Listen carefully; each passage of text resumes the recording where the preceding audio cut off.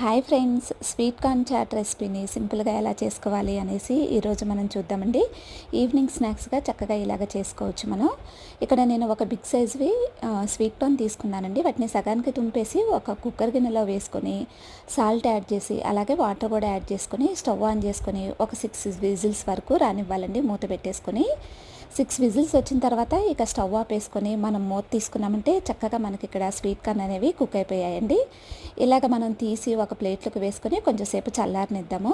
కొంచెంసేపు చల్లారిపోయిన తర్వాత ఇక్కడ ఇంకా సీడ్స్ అన్నీ కూడా ఇలాగ ఒలిచేసుకొని ఒక బౌల్లోకి వేసుకొని ఉంచుకోవాలండి. ఒక బౌల్లోకి వేసుకొని ఇప్పుడు దాంట్లోకి ఇక్కడ నేను కొంచెం మిరియాల పౌడర్, పెప్పర్ పౌడర్ వేస్తున్నానండి. అలాగే ఇక్కడ కొంచెం జీరా పౌడర్, చాట్ మసాలా, రుచికి సరిపడా సాల్ట్, అలాగే రుచికి సరిపడా కారం, కొంచెం కొత్తిమీర, అలాగే నిమ్మరసం కూడా పిండేస్తున్నానండి. ఇక మొత్తం కూడా కలిపేసుకున్నామంటే ఎంతో టేస్టీగా కార్న్ చాట్ రెడీ అయిపోయింది.